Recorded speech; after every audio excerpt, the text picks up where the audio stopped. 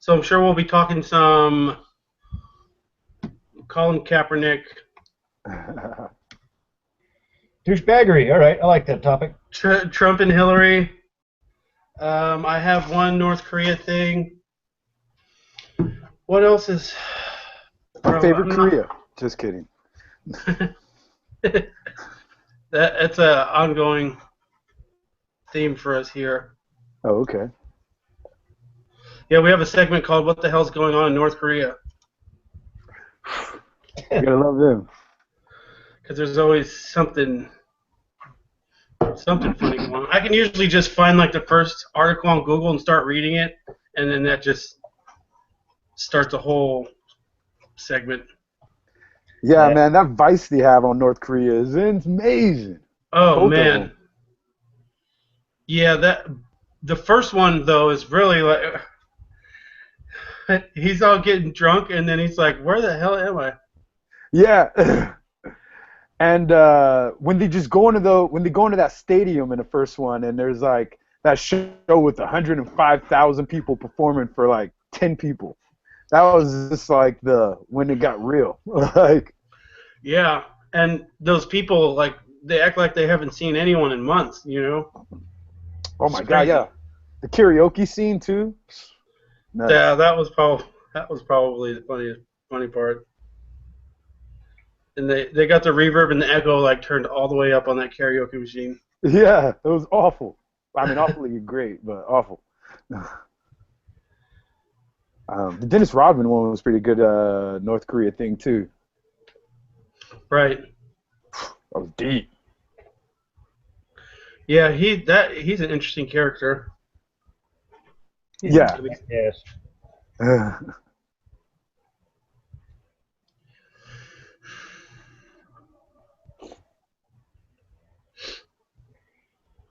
Oh man. Hopefully, I won't have any connection issues this time. Now that I'm on my computer and not trying to do it through my phone that's dying. Yeah, but we got it all sorted out in the end.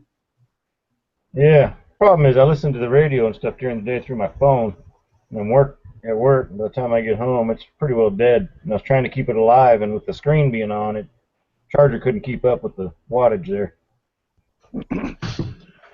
So legitimately, is North Korea the worst place on the planet to live? Like, if you had a choice, is North Korea the bottom of your list? Like, Well, would you live in Syria. Antarctica? Well, all right. I don't know. That's a good question. It'd be between like Syria, North Korea, Antarctica. Either one of the poles would probably not, unless you have that one crazy chick on your team. Or Darren actually might be pretty good out there. But I you mean, know, the that chick that has that reality show where she lives all by herself up there, like three yes, miles she's above the very impressive. the polar circle. Yes, and she like flies people out there, and yeah, she killed that bear, and oh my God, yeah, no, that girl's dope. That She's was like 60. warfare. She's like 60. Yes, but a good 60. Yeah, man, she's on it. She does her thing. Yeah, like she can still fuck me up any day of the week. 60. Like, Her back never go out. She had trouble with her back lately. oh, poor No, it was her thing. shoulder. Her shoulder's all jacked up. That's what it was. And she Last was year, like Yeah. married. She like left her husband to go out there. yeah. Last year she flew off her snowmobile and jacked herself up for the end of the season, but she made it back. Yeah, I heard some dude came out there and tried to get fresh with her, and she had to like pull a gun on him and put him in check and then hold him, like as a prisoner until a plane came to get him. Probably. I could Yep, see her they've got a. locking him up in a cage and getting on the ham radio and say, "Hey, come get this guy."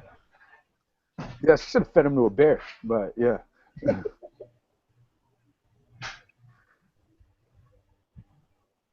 Are we recording? It says live. What does that mean? He's not recording yet, I don't think. This is just like the group phone call, video chat. Oh, gotcha. I think Hangouts is like the same thing as Skype, it's just Google version. Okay, I don't do too many of these things. Especially, I don't think I've ever done one of these with a guy. Me neither. Yeah. With a what? I said I've never done anything video internet with a guy. Like, Oh, oh. This is my first. Tell me more. My first time seeing another male face through one of these things. Right? All right, well, that's okay. We're going to talk about some stuff. Let's just get started here.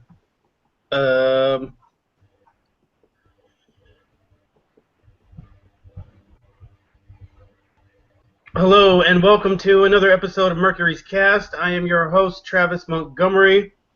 Today, Kenny is gone. He went somewhere else. He doesn't love us anymore. And we have a returning guest and a brand new guest, Darren Holiday. So maybe the coolest name ever. How are you feeling today? All right. Now that I'm home and not grinding out my my paycheck. I'm sure you got a pretty good paycheck going on there. Nah, I don't know. The bigger the paycheck, the more in debt, or not in debt, but the more bigger the toys. Yeah. Oh, broke. I hear that. Rob. What's popping? How are you doing? No Better one than- calls you Rob Thornton. They call Nah, you Black Rob, but we can just call you Rob. they can just call me Rob, B Rob, whatever. Be Rob. Yep. How are you doing today? I'm doing stellar, brother. Did you work today? Yep. Work at elementary school with a whole bunch of about 50 kindergartners, and I don't know. it's pretty cool. So. Right on. Yeah, I was working today. I had to go to Wasco. It's about a 30-minute drive from here. Did they have chicken and waffles? No, not Roscoe. Wasco. Oh. WASCO. Most famous probably for the prison that holds there. I know a couple people that have gone through there. Yes. But so you work with the children. I think have the perfect personality for that. What are some of the perks of working with the youngsters? Pretty cool because in the summers you get to go on dope field trips. Work for the school district, so you get every holiday off, and you get a grip of paid vacation. And when I eat lunch every day, it's like hanging out with old people. It's just a whole bunch of 5-year-olds who just sound like old people. It is. I don't know. You don't have to deal with the politics of the day or anything. You don't have to deal with any crazy convo.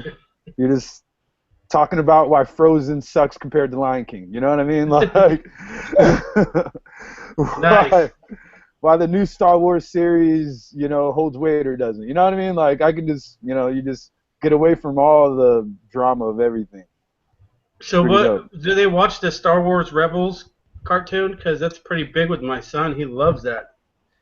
Yeah, they watch Star Wars Rebels. I watch Star Wars Rebels. I'm Star Wars everything, so I've seen everything Star Wars. I'm a big Nice. Star Wars geek. And yeah, I went to Star Wars Con last year. Star Wars Con was legit. And yeah, they're into Star Wars Rebels and that new Ninja Turtle show, which is dope if you don't watch it. Are they coming out with a new season of the Star Wars Rebels? Yeah, it starts, I want to say 2 weeks. And if you read the Star Wars books, General Thrawn is going to be on this season. Wow, you are into it. Let me know if I got too geeky for you. No. I was way into Star Wars at one point after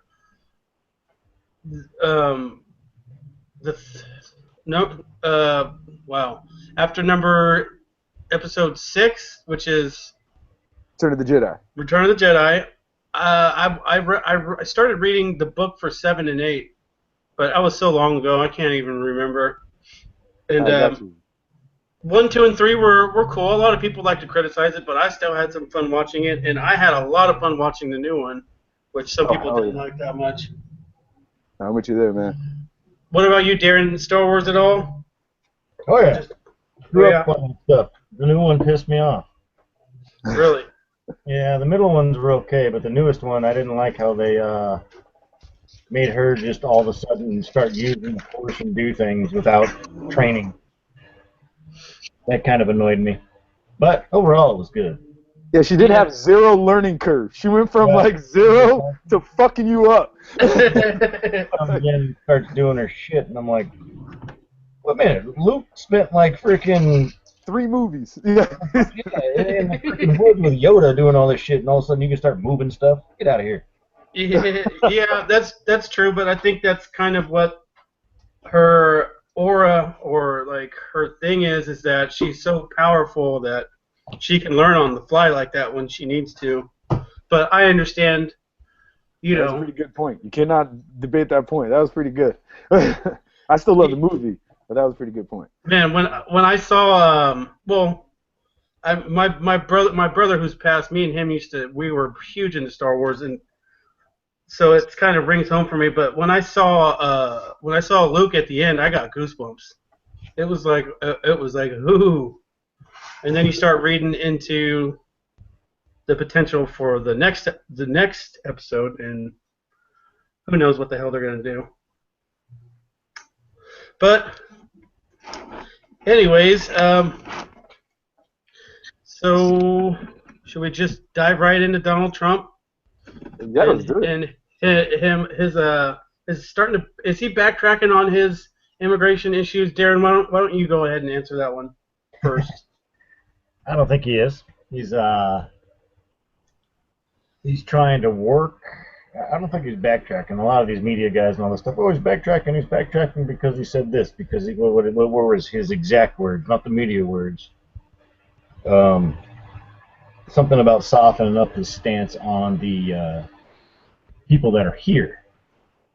And then they took that and, oh, he's giving up his immigration, this and that and the other. No, he's not. He's just thinking outside the box a little bit. And, okay, there is 11 million 1984 numbers, 11 million people. Realistic today numbers, probably closer to 20.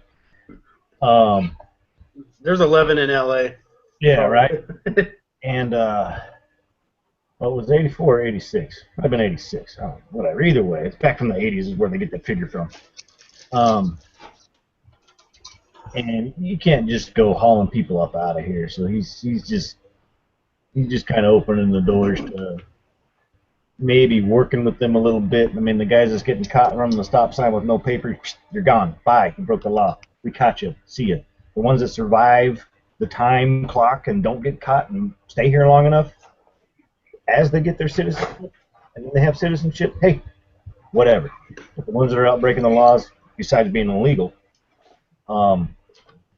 they get caught and they're gone. They're the ones that survive the gauntlet of ditching, like I said, the time clock of beating their citizenship, whatever, they stay. Yeah, that's cool. I think and when he was talking about deporting everyone that's here, I really think that's impossible. I mean, what are you going to do? Broadcast it on TV or like the freeway billboards or the billboards that you're just going to say, all right, if you're illegal, please report to the nearest bus station so we can take you out of here. I mean, it's just not going to happen, and the manpower that it would take would just be crazy, and people wouldn't listen to that anyways. So I've never heard him say that he's going to deport all 11 million or he's going to do this or do that. He has said that he's going to triple the the ICE forces, the immigration forces, and the border and custom or the border agents, all that stuff. You can triple those. He put those on. I mean, you still can't go door to door and go looking for these people. The object is to, like I said, okay, you ran a stop sign. Oh, you don't have any papers? Come with me. Stupid stuff. Oh, you're drunk in public? Oh, come with me. Oh, you beat your wife or whatever. You got in a fight and got cops' attention, and now we find out you're illegal? Come with me. You can't hire a task force to go hunt these people down. You can, but you're only going to get this much, dude. You got freaking this much to deal with. So, Yeah. well, Yeah, I kind of agree. I don't think that running a stop sign, even if you're here illegally, should be grounds for deportation under a new policy. I mean, I don't know, Rob. What's your stance on it? Yeah, I agree. I think if you get arrested for something that's a pretty, a crime, and find out you're not a citizen, and it's a, decent enough crime, you know what I mean? I think we should be looking into deporting people like that. But for the most part, I think this whole conversation about this, immigration thing is one of those points that we're like focusing on something that's not realistic. You know what I mean? Like you said, it's impossible to deport all these people unless you have like a Gestapo-like roundup of people, which is not going to happen. It's impossible to like completely cover the borders. You know what I mean? They've gone through and shown you reasons why. So you know what I mean? I think this is one of those things where he found a hot big topic that people are willing to focus on, but I don't even think it's anything realistic. And that's why it's just like, like I can't believe it's lingered this long, because it's, you know, like there's no way that he's reasonably going to get those people out. I think it's just one of those political topics that's a really good thing to get people thinking politically when you're in a campaign, you know, environment. But I honestly don't think it's anything realistic or anything that's, like, if we really thought about our lives, and we live in California, you know what I mean? Like, how much of our life is affected by illegal immigration? I mean, you know, yes, but not me personally, you know what I mean? Like, they're, you know, my school district, I don't have to deal with people who are illegal immigrants taking my job. You know what I mean? I went to a school in East LA, and you know what I mean, there was plenty of illegal immigrants out there, but I never really had issues with anybody. I had issues with just people, you know, with assholes. You know, like it didn't matter if it was an illegal or somebody from here. Just assholes were the people that were bothersome to me, you know, like. So, I mean, I don't know. To me, it's there's so much more things that they could be focusing on, like this war on drugs and shit like that. Like, let's fucking end that. Like, you know what I mean? Like, that's the kind of thing that's reasonable to me. That's gonna help clear some of this crime up. But I don't know. I don't think the rounding up illegals and sending them back is A, gonna ever happen, and B, is, you know what I mean, is legit. Like, you know, is our legit issue right now. I just think it's one of those, you know, like, it's a really good, hot, big topic, but let's, you know, reasonably, how effective is that going to do anything? You know what I mean? Like, there'll be another group that comes in. You know, this is, every country has this thing. You know what I mean? Like, bottom-level jobs are always taken by illegal immigrants. If it's not Mexico, then the next group's going to be Russians, or it'll be, you know what I mean, people from the, you know, South Africa, or, you know, who knows where they'll come from. You know what I mean? But that's what happens. Like, that's every country on the planet. Like, you know what I mean? There's some sort of lower group of illegal immigrants that occupy cheaper labor, because that's, you know, just kind of how things work. You know, it's not like something specific to our country. It's everywhere. You know, so to me, something reasonable to take care of is let's get this. Let's start legalizing all these drugs, dude. Let's start getting that. Let's get this prohibition. You know, let's start taking power away from the gangs. Let's start taking power away from these, you know, these Mexican warlords or these cartels or these Colombian groups. You know what I mean? Like, if we do that, let's start clearing our prisons out. Then, to me, we alleviate a lot of issues that we're having right now. You know, like that takes care of a lot of things. You know, if you just start doing that, and it's been proven in other countries that you can do this, and it doesn't, you know, it doesn't affect it. But decriminalizing stuff, to me, that ends so many issues. And I really wish that I could hear Trump and Hillary, you know, talk about this. You know what I mean? Because that'd be so much more like, oh, dope, let's really want to go with this. Let's get some stuff going, you know, like, let's make some, you know, progress. We see, you know, I don't know. But so that's how I feel about this immigration thing. I apologize if I filibustered. No, go for it. Darren, it seemed like when he said that the illegals don't affect our lives, seems like you might have had a counter to that. Yeah, he mentioned being in the school district and this, that, and going to school with them. Maybe sit up a little closer to the mic on your computer, if you could. I just want to be up so we can hear you. You mentioned going through the school district and having people going through the school district that happen to be illegals and this, that, and the other. Who pays that? This guy right here. That's right in my life. That affects my life. Period. There is no ways around it. They wouldn't be going to school if I wasn't working my ass off for here coming into criminally coming in. Now, I got no problem with people coming in, but do it legally, because I know your intentions if you come in legally. These guys skipping the lines, that's a problem. Okay, well, to counter that, I mean, all three of us here, I mean, we were so fortunate to be born, you know, 190-something miles north of an imaginary line that's called United States of America. But just imagine if the two of you or the three of us were all born below that line in a second world nation with the shit that goes on in there. And you didn't have the means at any point because of just where you live and because of how things going. You don't have any way of getting to this country legally, because it is not an easy process when you're over there. The people that do come over here legally, I mean, illegally and legally, will tell you the process is crazy. And if you have kids, like, you're not going to try to come to America and make a better life for your kids. So I have zero issue that if pennies out of my taxes are going towards educating people, because to me the best idea to do is to educate as many people as possible, because the better we educate people I would rather have educated illegal immigrants than uneducated illegal immigrants, because if they're educated, then they're going to be trying to do things like empower themselves, and maybe they can put those brains towards helping things in this country. Maybe they invent something, or maybe they put it towards something. But if they're uneducated and they're out there just causing trouble, to me that's where issues start. So to me, they're here no matter what, whether they're educated or uneducated. But I would rather have them educated. That way, they can start becoming productive members of the United States. Because regardless of where you came from, people are people. You get educated or uneducated, but you start becoming productive. You go through our system, you start socializing. That's a lot better than you being on the street, not being able to be in school. There is a lot of the drug culture that ends up spewing over from Mexico to do with the cartels or the cartel lifestyle, or acting like you are part of that with the gang activity. And I believe, I don't know the exact numbers, but a lot of the people coming over are running drugs.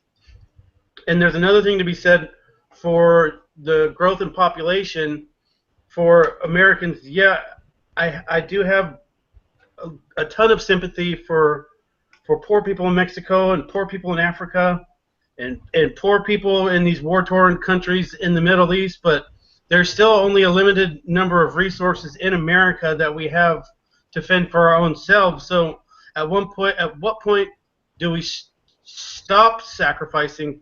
I mean, is there a cutoff or a number in your brain that you could say, okay, here's where enough would be enough? Because we can't just take on every single poor person in America, because then that is going to drive we're going to be poor. So 100%. You're right. I think the best thing, I mean, if we really wanted to do it, is help Mexico improve themselves. They're having a big drug cartel problem. A big reason because of that is because it's so profitable to traffic drugs to America. You know what I mean? Like, a major portion of their issues is because of us, because of our illegal drug laws here. If you know what I mean? Like, if we didn't have illegal drugs here, then those cartels in Mexico wouldn't be, you know what I mean, so big time. And then those cartels, you know what I mean? So if we had a reasonable idea of sitting down trying to figure out how to improve our neighbors next to us, then it wouldn't be so, badass for them to come over here. You know what I mean? Like, if the house next door to you was run down, you know what I mean, you could either let them keep running down the neighborhood, or you could try to help them build themselves so that all of you guys profit. You know what I mean? Like, having that, like, I'm not saying we need to put money into there, but I'm just saying, like, there's certain things I think we can do that could really help out, that would help get them going. I mean, it's at a boom. They're doing well in certain parts of Mexico. Like, I do think that we have an altered view of Mexico, but near the border and stuff like that, it's probably just not as great as it is on the other side. And we have a lot of great opportunities in this country. And it is odd, because a lot of we all came here based on some sort of form of immigration. So it's hard to be at a point where you say, hey, when do we stop this idea? But I think the rest of the world is catching up, and I think it's going to lessen. But I don't know. I have no answer to that. But I do think that our drug laws really could help out, everybody, if we just, ended that prohibition. I think that's such a major issue in this country, and that extends to so many different places, and so many horrible people are making money and murdering people. I think Chicago's major issue is illegal drugs. Baltimore's major issue is illegal drugs. Mexico, like, so many people are in this web. All our prisons are filled with people associated with drugs. Okay, Darren, I want to get your thoughts on decriminalization, but even if I don't think Chicago's problem is that drugs are illegal. I think there would still be problems in Chicago even if drugs were legal, because there'd still be a huge black market for it. And I don't know, decriminalization in Chicago, I don't think that would fix it. But Darren, what do you think about decriminalization? Should people be able to smoke meth if they wanted to? As a conservative, I'm all about freedom and liberty. If they want to do that, that's fine. But as soon as they start putting others around them in danger, which, I'm sorry, if you're smoking meth, guess what? You're putting people around you in danger, because they jacks you up. But things like that. Now decriminalizing it, that's all choices. They have a choice to make. These are our laws. You want to smoke meth, fine. These are our laws. When you get caught, you're going to own up to it. There's a reason why we have these laws. It's dangerous. People get addicted. Then their little brother gets addicted. Then his cousin gets addicted. And it just keeps going from there, and the problem keeps growing. You lock these people up. The problem is we're letting them out too early. Straight up. They're not straight. The law, okay, so the law states, all right, you get 10 years. Well, we're going to make excuses. We're going to feel sorry for them. This, that, and the other. We're only going to give you a year and frickin', go sweep the streets for 6 months. After he stole somebody's bike, stuff out of the car, this, that, and the other. It creates a problem because they get to a point where they don't want to work and all they want to do is work for the drug. That's it. And they go steal stuff. No. No. Totally against decriminalizing. What? I can see. Been there, done that. Smoked a little weed in my life. All right, fine. I'll sit at the TV and eat a couple of gummy bears. Big freaking deal. But, stuff like heroin, meth, all this stuff.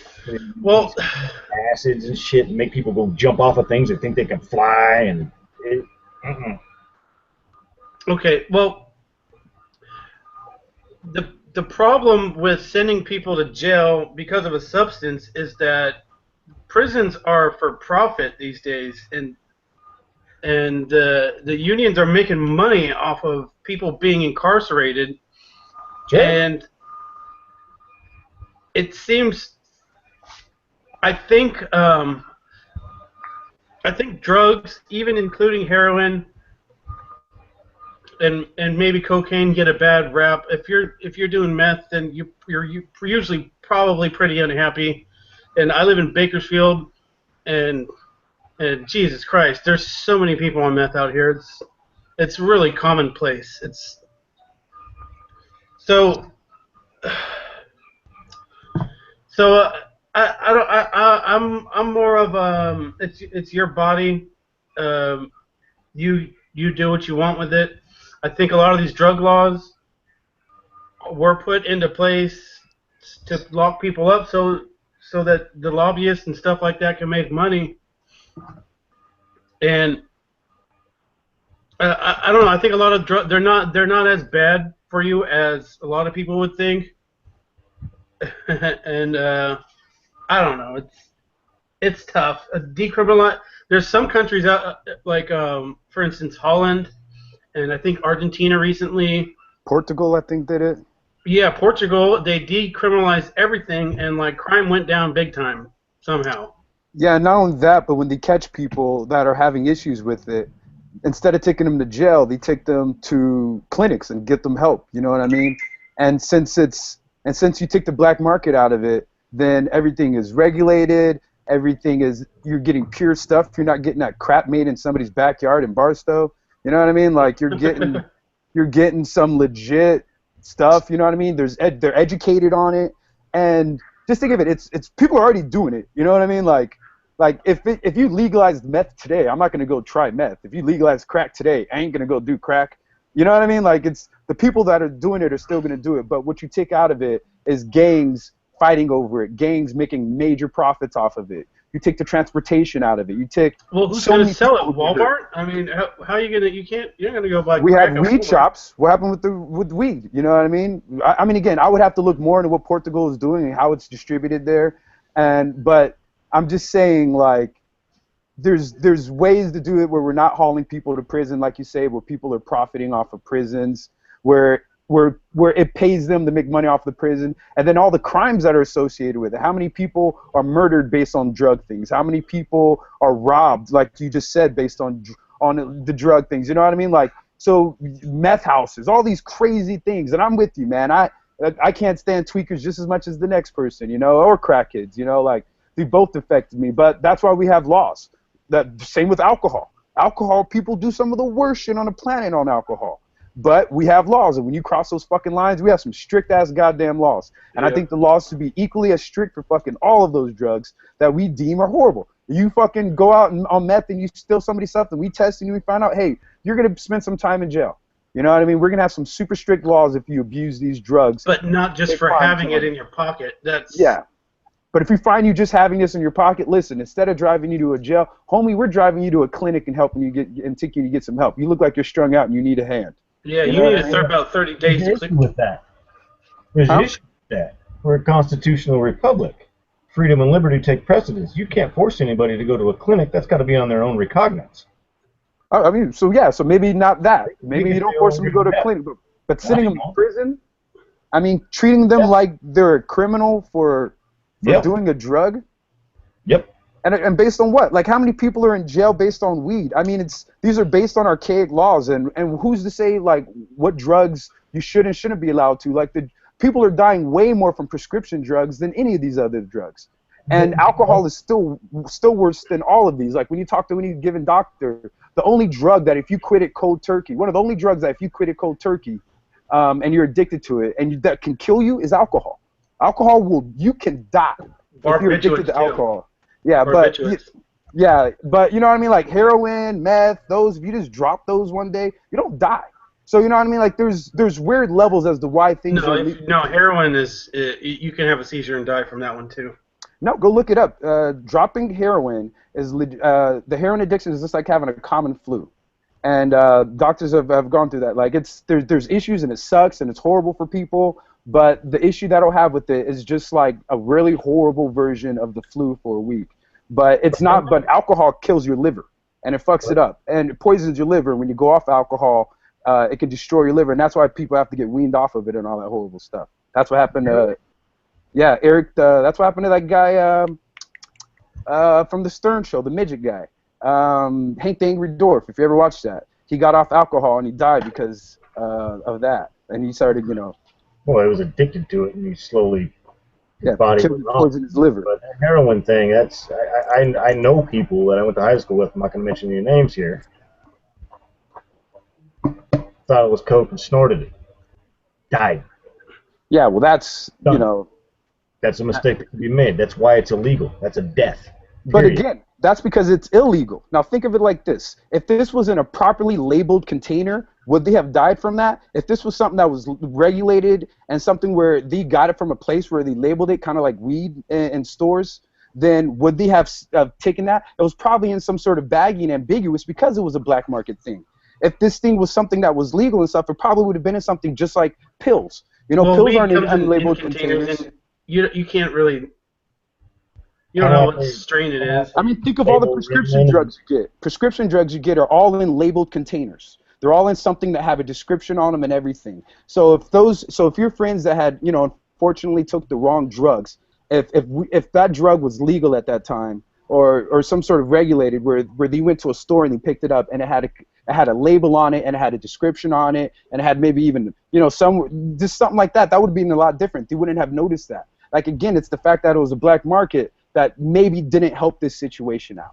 Well, if it's in the medicine cabinet, then maybe your kids are going to get their hands on it, or if it's that easily accessible, but somebody young and dumb is going to get their hands on it, and something bad can happen that way too. But Vicodin is just as bad. Vicodin, all those things that are prescription drugs, you don't want your kids to get. It's really hard to OD on Vicodin, though. You got to take a lot.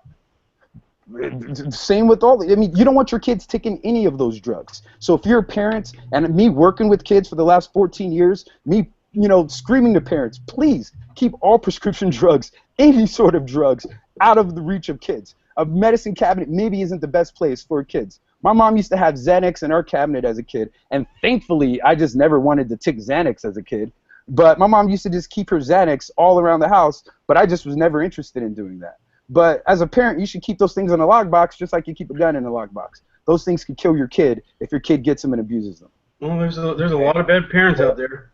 Ritalin is properly labeled, so what do we do about the kids cutting it up, jacking it up, and snorting it right up their nose? They find their ways. A lot of them are dying from that, and it's properly labeled.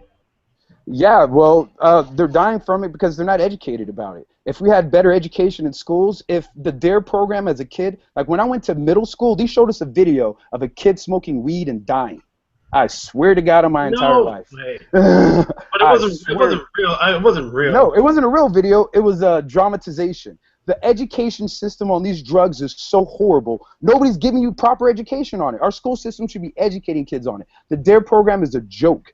I mean, go look at it. If we educated kids on this, they're so scared to educate kids on it because they think if they're educated on it, kids are going to go out and do it. But if we actually had an education system that educated kids on that and true sexual sex ed, I'm pretty sure we'd have a lot less teen pregnancies and we'd probably have a lot less overdoses if kids actually knew the true story behind drugs. But we literally shield kids from the time that they're born to the time they're 18 from this, and then they start getting into life and experimenting, and they learn from their friends instead of learning from their adults and the people that they trust. They're not learning from teachers, they're learning from the internet and other idiots their age and older brothers. But you know what I mean? Like, if we just educated these kids better in school and had a really legit drug program instead of this stupid one where we just, you know, feed these kids lies all the time or just watered down facts, then I think that would help these kids that are overdosing on Ritalin. I do agree that's an issue, though.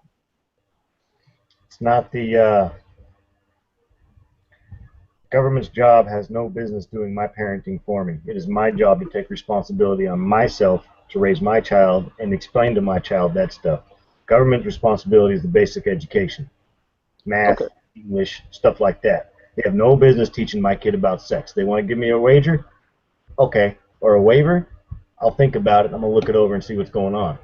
That's my place. I don't think that comes down to parenting right there. That's I don't think so, though, because a lot of parents aren't educated on that kind of stuff. Hence why they're parents sometimes. So a lot of parents had accidents because they weren't educated on sex ed.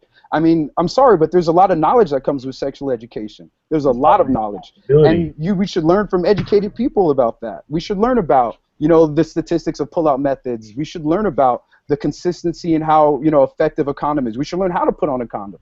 I mean, that is something that somebody should teach you, and parents all have, a lot of parents have issues talking to that to kids. I mean, a lot of parents would love to give the school the opportunity to. Now, is it the school's responsibility? No, and especially with drugs. It is every parent's responsibility to educate their kids on drugs. But again, every parent isn't educated themselves on drugs. Every parent doesn't go to college or go on the internet and research what every drug is and the effects of them and how, you know, legit they are. A lot of parents don't have time. A lot of parents work so much they don't have time for that. So I really think it is a cool option. Maybe a parents can say yes or no on this, but I think it's a good option for our education system to offer that. We educate kids on history, on math. Well, I think something more important than history sometimes, or equally as important as learning history, is learning how to prevent yourself from having a child as a teenager. Learning how to teach somebody how to prevent from getting diseases and how to spread sexual diseases, and learning how to not overdose on drugs. I mean, I think that's a major life thing that most people should learn, and not every parent is educated. My parents weren't educated enough to tell me about that kind of stuff.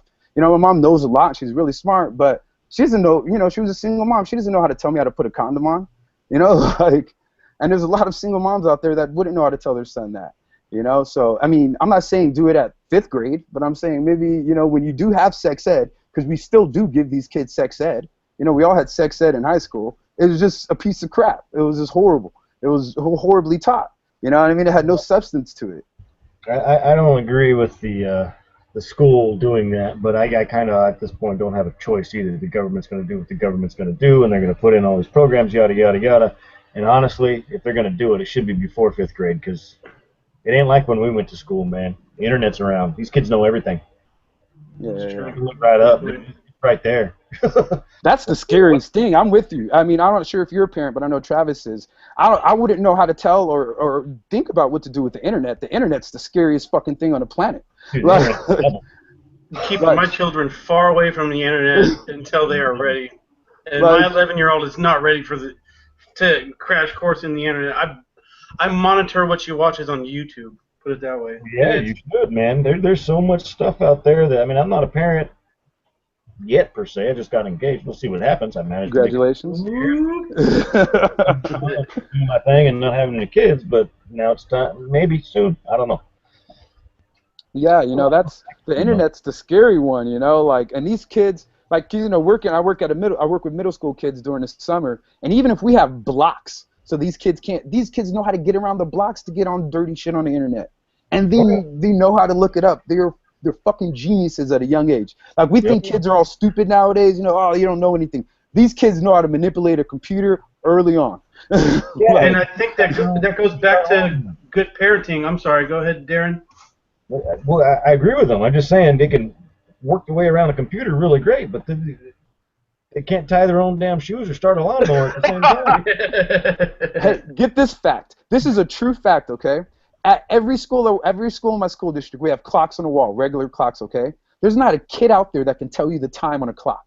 Oh. Like, They all have digital phones, and they all just go look for a digital clock. None of them.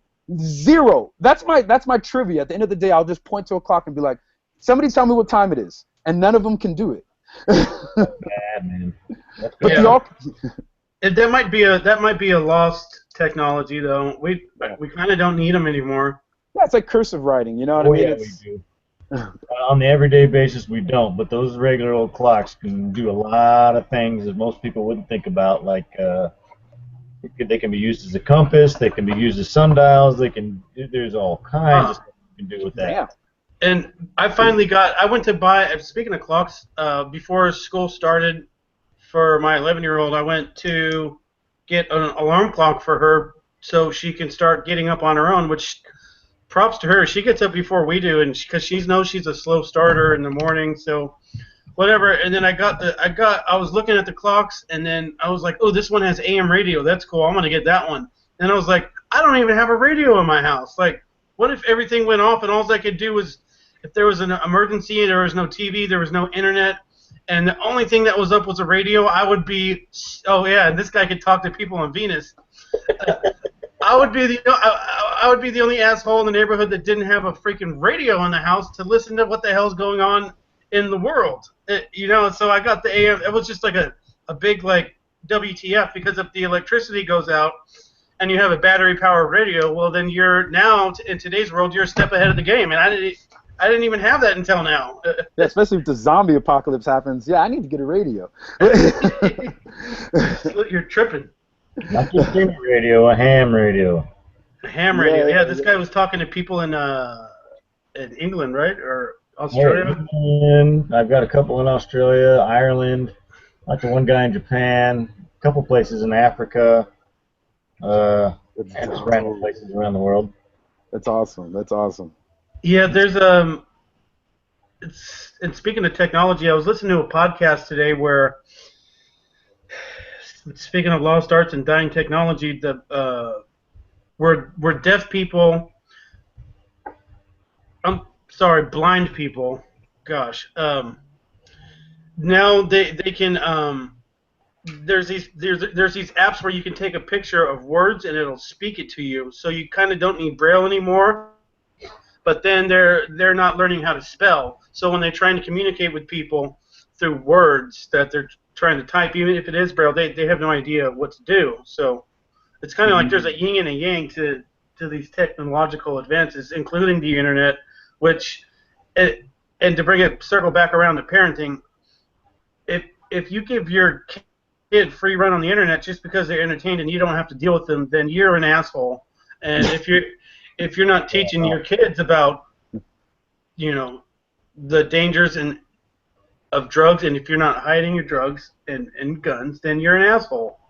There's a lot of bad parenting. If you're at Walmart and you're on your phone and your kids are running up and down the aisle and they're causing fucking ruckus, then you're an asshole too. It just drives me nuts. Yeah, man. I mean, kid running around the table and shit, man. Back in my heyday, Mom would have been like, "Get your ass in that seat and sit down."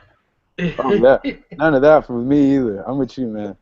A lot of negligent parents. Like I work with them. I see these parents come in, and it's sad. It doesn't matter how rich or poor they are, man. A lot of parents don't give a fuck. And I can see how all these issues happen.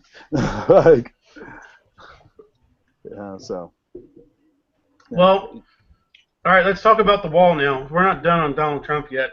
Okay. How effective would a wall be, and would we need more than that?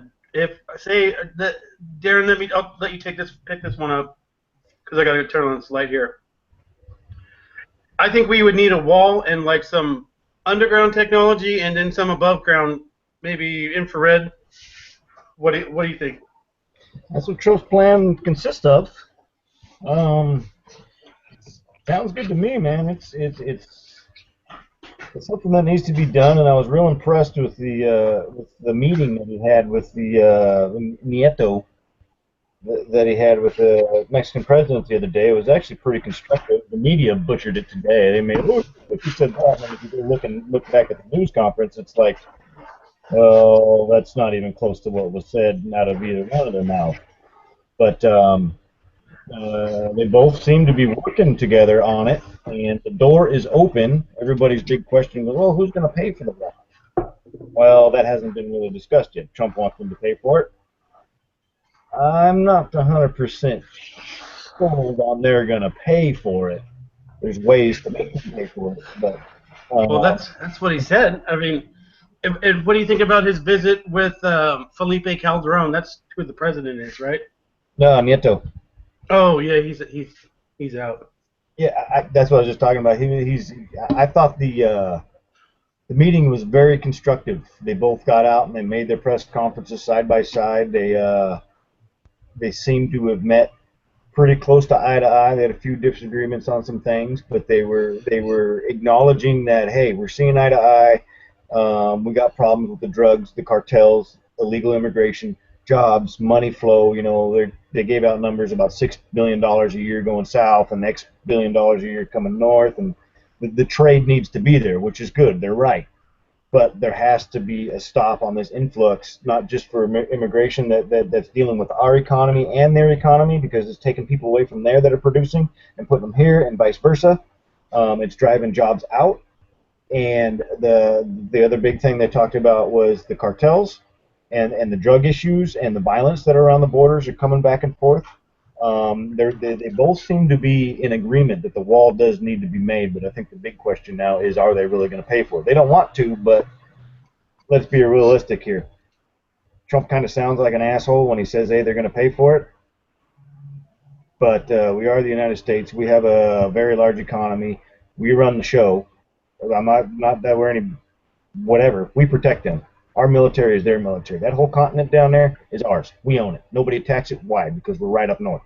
That bitch is ours, no matter what they say. They can give you all this, oh, I feel bad for the people of this, that, and you're like, yeah, we're still covering your ass. Shut up. Um,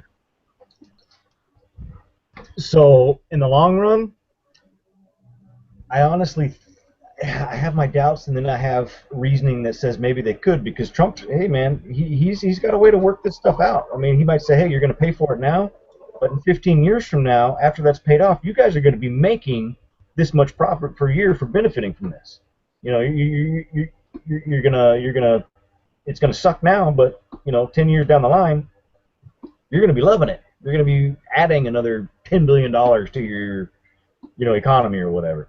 So So what was his strategy again to say that he's going to force them to pay for it by, was it like not having make it illegal for employers to hire illegals, or what was his method? hey, Because I thought it was a pretty good idea. If we're gonna make them pay for it, I just can't remember. not hiring illegal immigrants that's already illegal here in the United States. You can't hire somebody undocumented. Well, Technically, they don't enforce it though. right? They don't enforce it. That's a problem. That's a problem that needs to be addressed. Um, But he was talking about tariffs, and he blows all this. And this is where I don't like Trump. Like I'm a Ted Cruz guy. Now, obviously, I'm supporting Trump because he's about 80% of what for the most part, what I believe in. But I can tear him apart when it comes down to being true conservative. Tariffs. Tariffs is a big government, basically tax. Oh, we're going to put taxes on these companies down there. We're going to put taxes on their goods to come into our country. Well, okay, so you're going to put a 35% tax on their goods. Great. That's how you're going to pay for the wall? Wrong, because now their prices just went up 35%. We pay for it. That's a big smokescreen. That's a bunch of bullshit. You put a tariff on something, that's like saying you're a business owner. Okay, so basically I'm going to put a tax on you. I'm going to put a 35% tax on you. What are you going to do to counter that increase in price on your end? They're going to raise your prices 35%. That's just how it works. We, the people that are taking those goods, are going to pay that 35% on the back end. Ultimately, it'll be us. But the smoke screen that he's throwing up right now is them. If he does the tariff way, which is a big government program that I do not like, that's how that's going to get done. And ultimately, it's going to be us if he does the tariff route. Huh. Interesting. Very interesting. Yeah, I think the whole cheap labor argument for me is that I think we've got enough to cover the cheap labor already, and they've kind of gotten into other areas in the workforce with the people that make the argument for, oh, well, they're not going to do the jobs that Americans don't want to do. And granted, yeah, there's a lot of I see a lot of farm workers out here, and that's a it's a crazy way to make a living. You know, they're just in the fields all day long with the hats on and pants and full sleeves. And I'm just like, whoa, yeah, definitely would not want to do that. But that being said, I mean, how many millions of them are there to?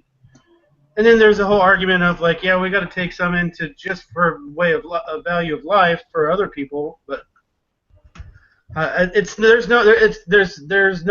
not black and white. There's a long and a short to everything. There's a bunch of gray area. It's tough. You know, what do you do? It is tough, and people's emotions get in the middle of it, and I kind of separate myself from that. And some people think I'm an asshole for it, but I can see where they can come from. But I try and remove my emotions from my thinking. I might get pissed off at times and get frustrated and say some things I shouldn't say. But when you come down to it, like when I'm looking at this thing, I'm thinking statistics. I'm looking at a map. I'm looking at spots on a map. I'm not even thinking of people. I'm thinking if you move these many spots this place, this many spots this way, it opens up over here, creates more of this. I don't even look at people. I see dots on a map as a strategy to think about things like that, where people are getting, oh, I feel bad for these guys. You know what? I feel bad for a lot of people, but we're in some deep shit, and something needs to be done, and somebody's got to be an asshole. Straight up. Somebody's got to call it like it is and say, oh, this is a bunch of bullshit. You're robbing us blind. Get the hell out. Somebody has to do it. Right. Robbie, you got anything to say before we move on to how the Star Spangled Banner is racist? All right. I mean, I'd say, forget the idea of the wall. Why don't we just bring all the troops home from overseas? And I'm pretty sure some comedian said this one time. And just put all the soldiers at the wall, at the border. You know what I mean? If that's we feel such a big issue, let's start getting out of all these useless wars. Let's give our soldiers something to do. Let's have them stand on the border like South Korean soldiers. And if you can get past that, you're in. Kudos. Wow, I did hear that from Bienvenidos a Estados Unidos. If you can get past the 100,000 fucking armed soldiers we have lined up from fucking here to wherever the other side is. You know what I mean? But that to me would be something. A, we stop making enemies overseas. B, you know what I mean? We give something for our soldiers to do. There we go. And then we don't have to build a wall. We got soldiers there. That's an interesting point, because that's an American first policy. For shits and giggles, put them at Canada too. Yeah, just so they can't call us racist. Yeah, so they can't sneak up on us. We don't just own Mexico either. We own Canada. Yeah, they ain't doing nothing. No continental area is ours. We don't want Canada using our in and outs. Right. I don't care if a Canadian comes in here illegal. Ship their ass back. Bye. Don't matter who they are. So Darren, I think you're an interesting person to ask this now, since Rob just said, let's bring all the troops home. What do you think about that? Do we still need troops out there, or should we just carpet bomb all the ISIS territories and screw the civilians and let's just bring them all home? Or do you have a thought on that? Bring the troops home? We have troops and bases and embassies and all this stuff strategically located throughout the world. You start bringing people home, that opens up a pocket that you see in the Middle East right now. They're capitalizing on what we gain. Russia. Okay, so we move, now all of a sudden Russia starts moving their stuff around and starts taking over their stuff. China's doing the same thing with the South China Sea. Over there in North Africa, all that stuff, that creates a window. We have all of our people home. That stuff goes amok, and that sets us up for disaster, because now you got Russia, you got China, you got Iran, you got all these people over there. They're freaking Sudan guys, they're Syrians, all these guys team up, and they attack the United States, and where we're at, sitting ducks. That can't happen. Yeah, I don't see things as that crazy. I honestly, I don't. I think we're fed a lot of fear stuff. I think we're fed a lot of fear mongering because there's a lot of money in war. I think every country understands the more we create war, the better. I think there's a reason why all these countries are all in the Middle East doing the war, because that's the most profitable place on the planet, because you're only bombing people that nobody's really got too big of a heart for. You know what I mean? But nobody's, you know what I mean? Like nobody's trying to, like nobody's got the money to come over to America to do that. We still are the biggest badasses on the planet, and we still have tons of allies on this planet. So you know what I mean? Like no, so I think everybody knows the state to keep their nose out of areas where it's too tough for them, and I think they feed us a lot of these horrible concepts. I don't think we're as in fear. Like, I mean, look at all the Cold War we had all those years. What, Russia never came over here, you know? Like, like But they're doing. Well, They're doing the exact same thing to us right now as we did to them in the Cold War. They're hacking our systems. They're bankrolling these a lot of these places. Like some of these Black Lives Matter are getting traced to Russian funds and stuff like that to cause chaos amongst our society here. in defense, doesn't Trump have ties to the Russians too, though? Isn't that the whole fear of him releasing his tax statements? Is because of his because of the amount of money that he has coming in from Russia? Or because some of his associations with Russia? I think Trump's just holding out his taxes just to say, hey, Hillary, kiss my ass. I think that's really all that is. Trump's that kind of guy. I'm just saying there may be worth looking into that. I think I think Trump does have some Russian ties. Yeah, he's got businesses all over the world. Granted, I'm not saying Hillary probably does too. I don't know. And let's give Russia credit. They're housing Snowden. Thank God. That's one badass thing they did. So what Darren is talking about is exactly the way that ISIS was created, was when we pulled out of Iraq. That's kind of where the hotbed of ISIS started. Is that correct, Darren? Can you back me up on that, or am I just talking out of my ass? Well, that's kind of the big part. But he was talking about bringing all the troops home, like as in nobody's out anywhere. I'm saying, yeah, we stopped creating these enemies. Had we not been in Iraq initially, had we not gone in there falsely before, none of this would have happened. You know what I mean? Well, this is all because of our intervention. Racially segregated, and we shouldn't have had slaves, and we shouldn't have done a lot of shit that we've done. But the fact is that we've done it, and now we have a problem on our hands. And so, how do we deal with it moving forward? I mean, we've made a lot of mistakes. But we're making twice as many mistakes now, just the drone deaths alone. Like, you know what I mean? Like, we're murdering, you know what I mean? These drone deaths are killing tons of people. We're making new martyrs. We're creating new enemies. We're going to have the same issue 20, 30 years from now. 20, 30 years from now, we're going to be dealing with these same issues because we're not finding ways to get out of issues. You know what I mean? If you're constantly dipping your nose into some shit that I don't think our country really understands. I think that Middle East shit is some stuff we don't understand. Like, and I understand. There's a lot of people that don't understand it. These people are bred hot. They're taught, and their object is to kill the infidel.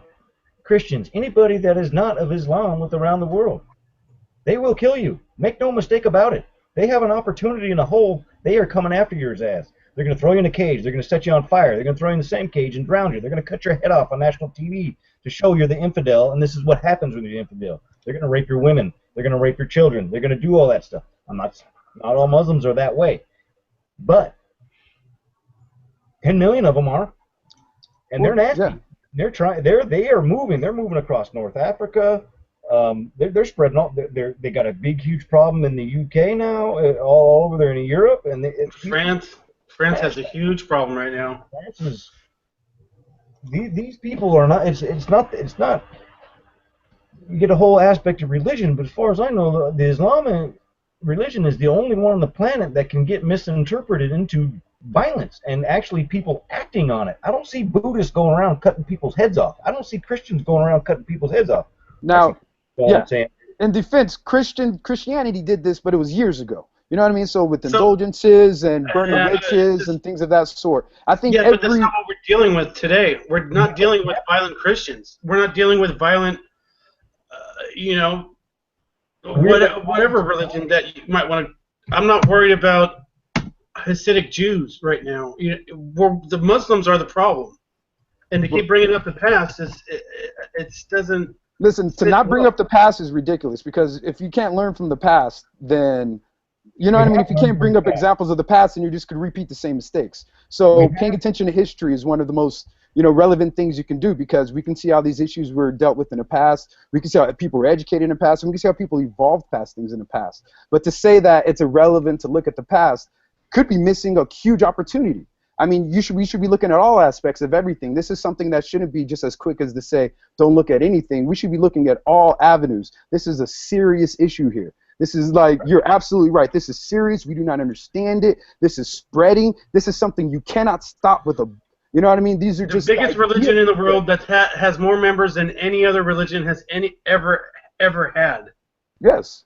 and Percentage about wise, it's, ten and it, percent of them kind of side with Sharia law. And what percent of that 10% is willing to do these heinous acts that we now see it happening across they kill America themselves. or but Europe? America has, I mean, again, and there's all these interventionist stuff. There's all this stuff where we make deals with Saudi Arabia, and they're like hanging people for selling weed. So, you know what I mean? Like, we're still picking and choosing and dealing with people who are doing fucked up shit and then calling people out in other areas. I think there's a lot of hypocrisy going on that when you really get down to it, a lot of these people are pissed off at that. And just, you know what I mean? A lot of these people get their guns and stuff from either from us, like he said, or from Russia. You know what I mean? Like, there's so much bad stuff going with us being over there. They just had that thing recently where they said since like 2011, like there was a good percentage of guns that they had left over there and given to people, and all those guns have been taken, confiscated, and now being used by like militant groups now. You know what I mean? Like, we're getting killed by our own weapons now. You know, like it's That was our training. And that was what Benghazi and Libya and all that stuff was about. And that's getting covered up right now. They're running guns through Benghazi, and they're trying like hell to cover that up. That's why Chris Stevenson lost his life. They're running guns into Syria through Libya.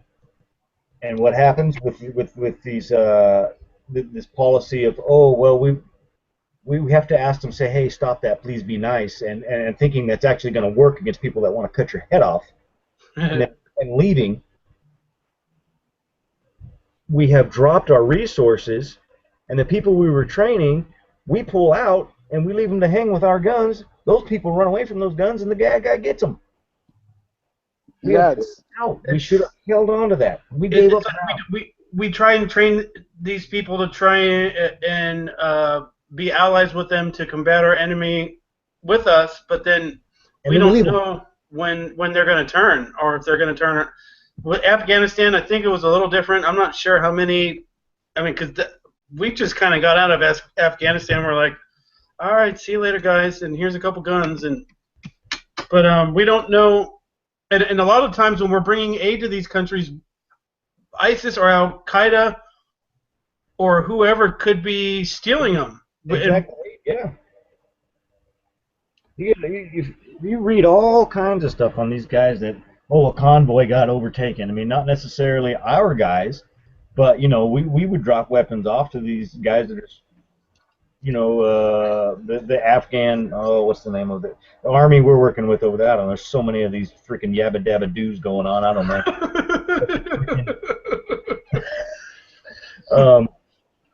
The ones we're working with over there, we drop the stuff off, the bandages, the aid, the food, the freaking munitions, and this, that, and the other, and okay, here you go, protect your stuff. We leave and go back to our base, and then on the way over there, these guys get jacked by the freaking Taliban or ISIS or whatever they are now. They take our stuff. Yep. Why? Yep. Because we don't have troops on the ground to tell them, hey, fuck you, this is ours, kiss our ass. Boom. Well, we don't have enough people to spread over the world. You know what I mean? We have people everywhere, and it's too spread thin.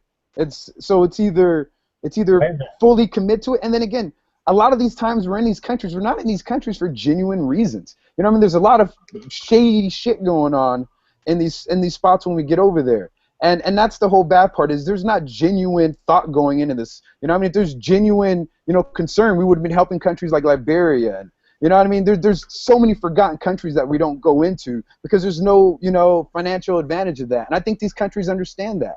And I think these politicians get in there, they do something for some sort of shady reason, and then by the time they're out of office, somebody else is left to deal with that. And then, at one point we can't stay everywhere forever. You know what I mean? But we're trying to, and then people get spread thin, and we keep starting new wars, and it's just too many places. If we weren't in all these places to begin with, the shit wouldn't be coming back to bite us in the butt now. And if we just protect ourselves, if we just have people protecting here, nobody ain't getting here if all those soldiers are here.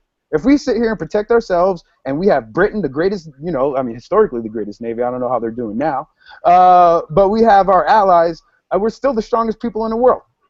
And fuck it, let's fight. Let's just start going to other planets. We're already on the way to Mars. Let's just colonize Mars. Oh man, that's a whole nother. I think that's going to be next week. Mars. I really want to talk about that. So here I have an idea. Why don't we take all of the people from Mexico that want to come here, and we send them to go to places like Afghanistan and Iran. Say I got to serve about 3-4 years in the military, and then boom, you get out and you're legal. I think that's a great idea. 2 birds, 1 stone. I don't know how. That's happening. Is it? They're already doing that. Not necessarily the illegals, but there's a lot of people gaining entry coming up through. I mean, not just Mexico. I mean, they're coming in from the African continent, Europe. They're coming through there and they're joining our military and going up. That's how they're gaining their citizenship. I got no problem with it. You know what? South Korea has a great policy of 2 years military. Yeah, I think people would learn a lot from that. Our younger generation, especially, the iPad and Xbox generation needs to fucking get out and do something. Needs to see the world a little bit. Get some discipline. It's all going downhill with the younger generation in my eyes. That's a whole nother. I was talking to somebody a couple of months back, and it was kind of an interesting thought I had with the military. You look at obviously our economy's jacked up. We're shelling out more than we're taking in, and welfare is being abused. All these EBT, all this, 49% of the country is on some sort of welfare. So I was talking to somebody, and I was talking, what if we made it mandatory if by the time you're 20, you don't have a job, or you're not in school, you're in the military. You get fed, you get housed, you get clothed, you learn something, you get all these things, and plus you go serve. It gives you a little bit of responsibility, and it gives you a little bit of I'm going to go out and get something when you come back. Like you want to go out and earn something, and that's kind of we're paying for the military anyway. Why pay for the welfare and stuff like that, or at least granted, you can't take welfare away from people that are like 60 and stuff like that and go tell them to go jump out of an airplane. But I'm talking about the younger generation that, instead of paying them on this welfare stuff, you're in the military. Israel does it. Everybody's got to serve over there. I think men got to do 4 and women got to do 2 over there, I think.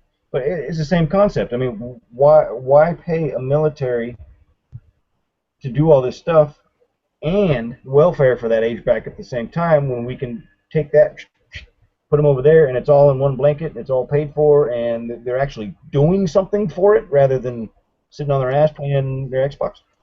But that's still like money. You know what I mean? Like that doesn't clear up our money issue. Like if they're on welfare, how much does it cost to pay them? I mean, how much do we pay them in welfare a month, and how much does it pay to house, ship, feed? You know what I mean? Like a soldier. You know what I mean? Like it's money for money. Like it's still money. Like there's enough. We're still not taking care of money. There's enough welfare incentive to not work. No, there's not, because the 3 of us, or any of us in this chat, on welfare. Like, because if so, we wouldn't work. If somebody was, they wouldn't. I guarantee you, like, I have family members on welfare, and I see the life they live, and nothing about their life I want to live like that. And I don't even make that much money. I work for the school district. I get paid once a month, and I don't make crazy amount of money, and I don't have crazy amount of benefits. But I would still rather do this than ever sign up for welfare. You know what I mean? Like that's you. That's you, and that's good. But if there was enough money on welfare, if you told me I could make more money on welfare than I could right now, then I would be on welfare. I'd be like, oh hell yeah! It's not enough money. It's not enough good. Like it isn't. It's not beneficial. I've looked at studies like that, and they broke down. I believe the state of California The average welfare per hour, a person that's fully on welfare is like $17 an hour is the Yeah, equivalent. see, that's a lie. And you just got to know somebody on welfare. So it's not worth reading something. Just go meet people on welfare. You know what I mean? $17 an hour on welfare. Like that's not. It's an impossibility. Like, like What? I've How got my many hours is relatives. a work week? I yeah. Is that a 2 hour work week? Like I have relatives on welfare literally. Like a majority of them. More of my relatives are on welfare than have been to college. That is an absolute fact in my family. And it's a continued thing in my family. I'm not proud of them for that. I am not sitting there like revering them for that. I can see what the issue is in that. But the reason why these people are on welfare, I really honestly think is because we want them on welfare. Like honestly, like if you look at the way the education system works in ghettos as opposed to the education system in nice areas, we're breeding these kids to fail. Like we're hoping these kids fail. We want these kids constantly there. Like there's an advantage to having that. We want to keep these kids in the ghetto. You know what I mean? Like there's a reason why there's such a disparity in the education system. There's a reason why if you have a public education and you go to school in Mission Viejo in Orange County as opposed to going to a bad area in East LA, that you have literally separate classes you can take. Literally, same public education, but literally these kids over here in the nice area have a lot more classes available to them than the kids in the bad area. We literally are teaching them separate stuff. And so we're breeding these things out of them. If we don't want these kids out there, we'd be giving them better examples. We'd be teaching them about how to get out of these ghettos. We'd be helping them out. I went to high school in East LA, and I was an exception case. And I could tell you for a fact. Huh? Not an exception. You're your own man. You did it yourself. Well, no, listen, it was 90% my mom getting on me. And my mom is the amazing one. Like I was just fortunate enough to be born with a mom who was one of 7 kids who was a drug kid, who's the only one that like was able to escape, you know what I mean, those bad things. 1 out of 7. And then she forced me to like keep my head straight. She was educated, she was able to do that. And even though she worked a lot, you know what I mean, she was able to do that. But not everybody has that same opportunity that I had. Not every kid in my high school had a mom that was like constantly on them and stringent and telling them and this and that and this and that and helping me get extra education and supplementary education so that I could go to UCI. But you know what I mean? A lot of these kids weren't fortunate enough to have that.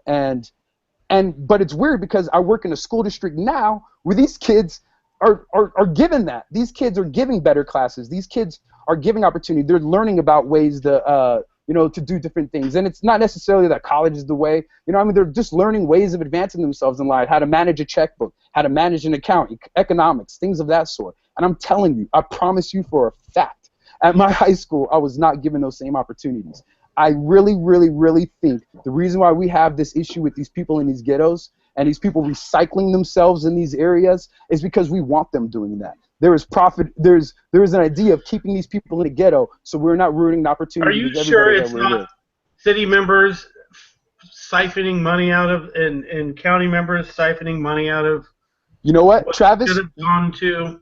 The whole California education system is going under a really big thing right now. It's not that I mean, it's in the newspaper, but most people wouldn't hear about it unless you work for the school district. All this money that these schools have been getting to give the kids for, the kids who, like when you have kids that make lower income and they give them money for lunch and shit like that and for programs, it's been found out in like every school district that they've been using the money for other things as opposed to using them for the kids and for the education system. You're absolutely right. They're misusing this money. $300,000 a year paycheck to the superintendent?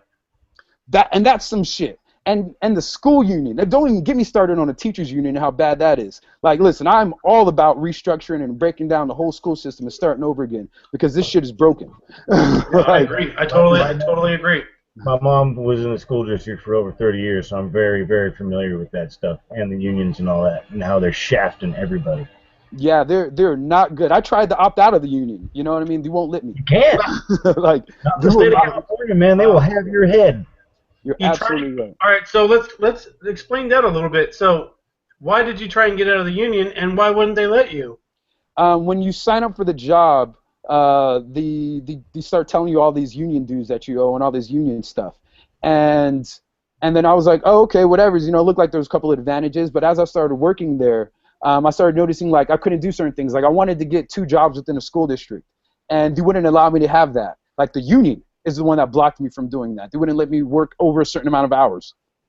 And I was like, wait, what the fuck? Like, how are you guys blocking it? And there's all these like little rules that the union did. And then like 6 or 7 years ago, when we had that economy, you know, when everything went down and California, the state of California had their issues, they ended up taking our raises away. Our union had fought to get us quarterly raises, and the union just let them take our raises away. They didn't even fight them so that we could keep our raises we had 5 years of not getting raises. We had 5 years where they got rid of positions and we're just firing art teachers and shit. And the union wasn't fighting for that. You know what I mean? Like, you guys have one job and you didn't do it. Like really, you're taking the arts out of school? The arts. Like, like the thing that kids love the most. Like, the thing that stimulates that's the funnest. That was the funnest shit for me. I went to school for music. I mean, like just the one 45-minute to an hour time during the day that a kid just gets to express themselves. You know what I mean? Fuck that. You know, let's get that out. We don't need that. Let's teach them Common Core math. Oh wow, that's a whole other thing. So let's make recess longer. And yeah, the crazy part about the unions is that it's hard to fire a teacher that is clearly not doing their job properly.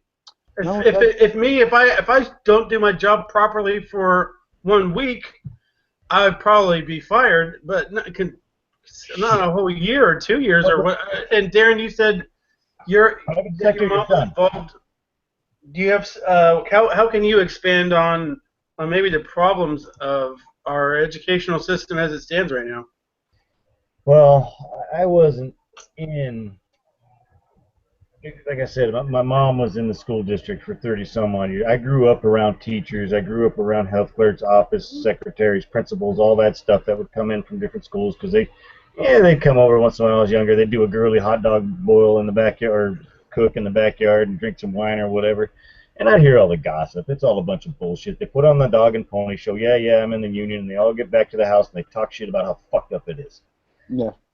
Huh. It's what I see to Rob's point about the whole keeping these people where they're at. I don't know, you follow my Facebook a little bit, but I've been pushing for years about this modern day slavery stuff. They're keeping people in their sections. They're giving them welfare. They're giving them they're putting a roof over their head, and they're teaching them, and they're keeping them right there, rather than giving them incentive to go out and go, I'm above welfare. I'm gonna go work my ass off, and I'm gonna do 10 times the welfare, whatever, pay me. You know, and work. That's why I'm impressed with Rob here. You know, he's talking about where he grew up and all this stuff, and he's describing his surroundings around him, but he made it out because of his mom. Because the parent was there. The parent was on his ass telling him, get your shit together. You're not going to do this crap. Yep. Get up there. You're going to do good. Yeah. Heard a lot of great things about that woman. Yeah. That is great. And that's what it's all about to me. And the biggest problem is the parent and being able to separate the parent from the school. The school has its job. This is your job only. 100%. Parent has this job. Bam, on your out. You fucked up at school. Boom. Oh, no, you hit him on the back of the head. Bullshit. Smack that kid in the head. Yeah, I agree. The parent, you know what I mean? Give him a nice crack and get his attention. Done. You know? I totally agree. As far as... And the whole... Oh, man, there's so much I can go off. It's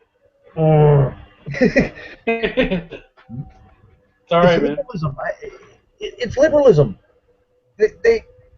Here you go. We're going to give you just this much, so we'll just keep giving you your votes and keep you right where you're at and keep coming back so I can keep feeding you. Bullshit. I want you to go feed me. I want you to do better.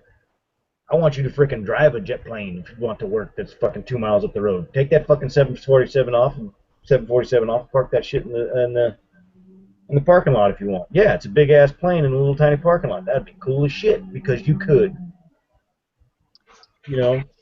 Yeah, I think if we could fire shitty teachers, do you like understand, like in my high school, one of our administrators, so one of like the higher up guys at the school was a previous teacher that wasn't allowed to be a teacher anymore because he impregnated one of his students.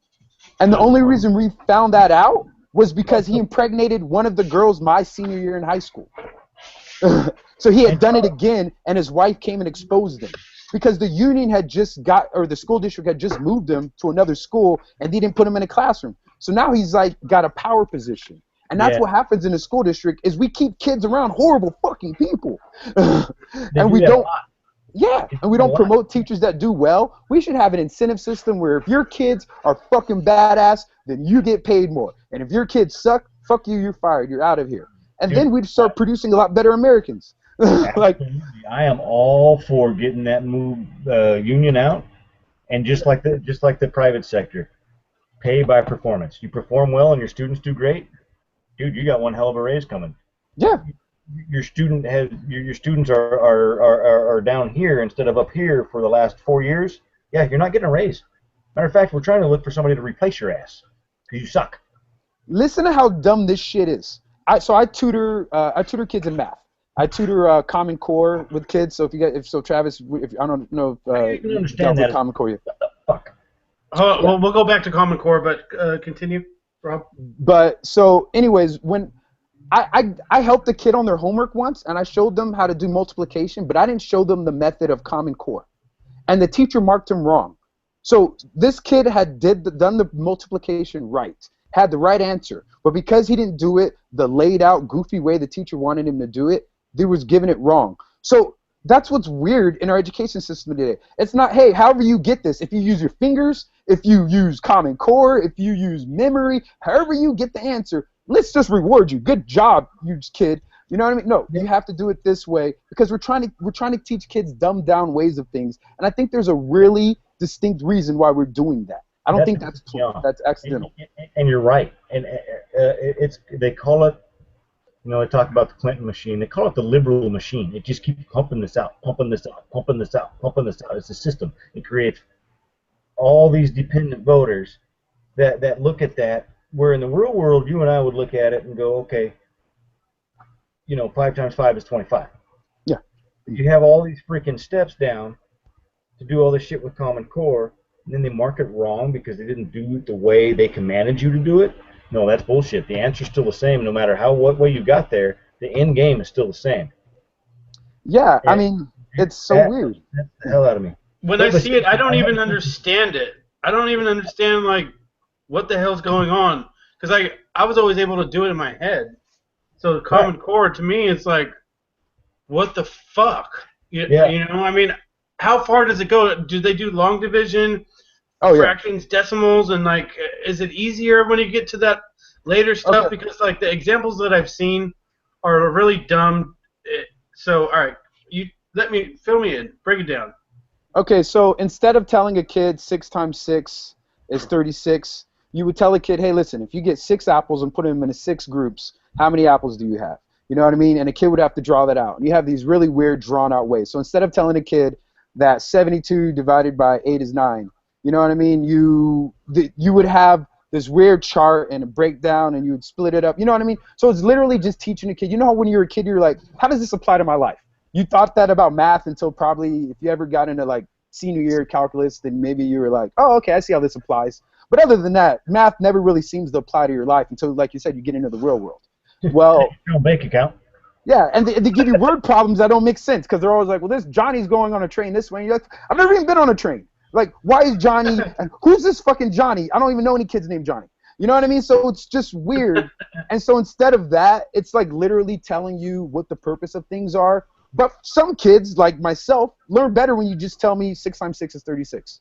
Yeah, I just don't fucking bore me to death. As soon as you tell me that, I memorized it. You know what I mean? Like, I was one of those kids. So basically, instead of catering to the smarter kids, which is what we had as kids, you know what I mean? The teacher catered to the smarter kids. The best kids did well. The lower kids got passed back and had to do it again. Now they're catering to the lower kids. Now it's, hey, if you're the slowest kid in the class, I'm catering to you.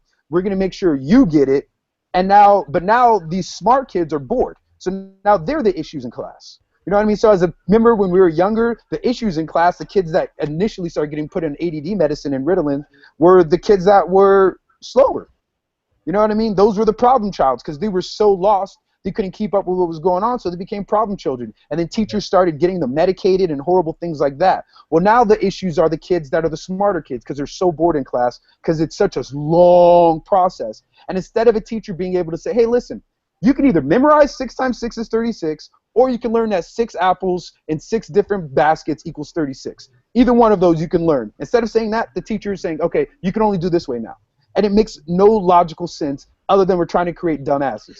That doesn't help anybody, man. That upsets me. That upsets me big time.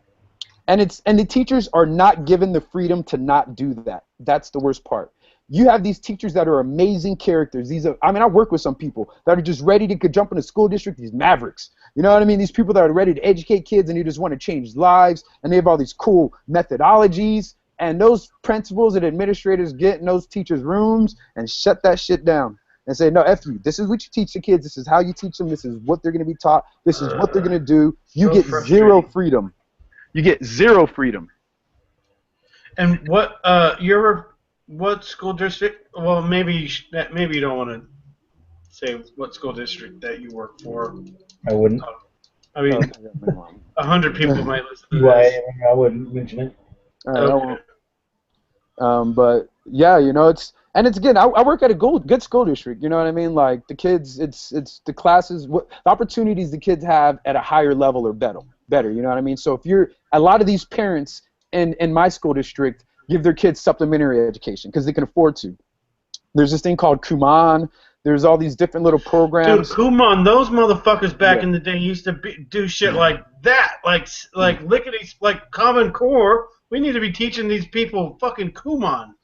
Yeah, I mean, they're still around. It's kind of lunch or what? I grew up in Cerritos. Around a bunch of Asians, so I know what Kumon is. They were the best in math in the class by far. Easy, like the kids that did Kumon, and you knew who they were because they would walk up and turn in their math test light years before everyone else. Talking about Star Wars, fucking light years before everyone else.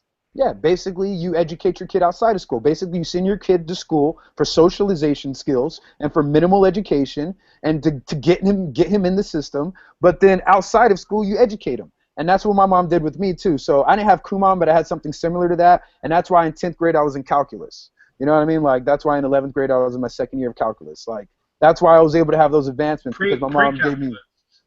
No. I took trigonometry pre-calculus during the intermission of 9th and 10th grade. I was in calculus A, B for my sophomore year, and I was in calculus BC for my junior year. And I was at Occidental College for my senior year. So yeah. Yeah, I always kind of dog-dicked it because I never wanted to be in those classes, even though I probably... Hey, listen, it's not the end-all, be-all. I really wish they would stop spreading the idea that education is the only way for things to happen. Like how... Look at all these like entrepreneurs now and all these great human beings and these genius minds that chose a different path. You know what I mean? We should be encouraging kids to do arts. We should be encouraging kids to do, just to pursue their dreams and shit like that. Like, I wanted to be an artist my whole fucking life, dude, and because I was good in math, my teachers would steer me away from that all those years. So I ended up at a college frustrated out of my mind and as a computer science major, just ready for my head to explode because they pushed me somewhere I didn't want to be. You know what I mean? So it's like now it's 14 years later, now I'm 35, and I'm back in school for art, which I initially wanted to do. So yeah, it's like I really wish instead of saying, hey, you should be a mathematician or a lawyer or this, you should be like, hey, what the fuck do you want to do? Yeah, pursue that. There's not enough of that going on. There's not enough pursuing. Everybody wants to go in and get this damn liberal arts degree and then call it good like there's some kind of rocket science. And it's a bunch of crap, dude. Go do this, go do that. No, like me, for example. I consider myself a fairly smart dude. I can do a little bit of everything, man, but I'm a guy. College, no, not my thing, man. I put my hands on something that's broke, I can fix it. And if I don't know how to fix it, I can figure it out. That's just the way I am. You give me that's a book, a form of intelligence across the room. That's just the way I'm built. So Darren's got to be on the mission to Mars. No, we can talk about. We need to preserve people like that, okay? But that's a form of intelligence. But they would never let you know that in school. They would never tell you in school that being able to fix shit is a major form of intelligence. You know what I mean? Like, that is a major quality in life. But they will never sit there and tell you, hey, if you can manipulate the common object, you are a fucking better person in our society. You know what I mean?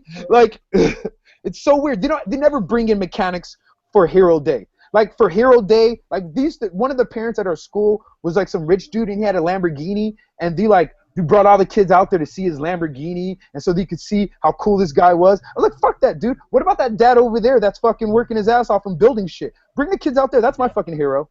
You know what I mean? The fucking guy that makes my goddamn car, I could never build one of those cars if you gave me every fucking part and you gave me every year for the rest of my life. My car would never be put together. like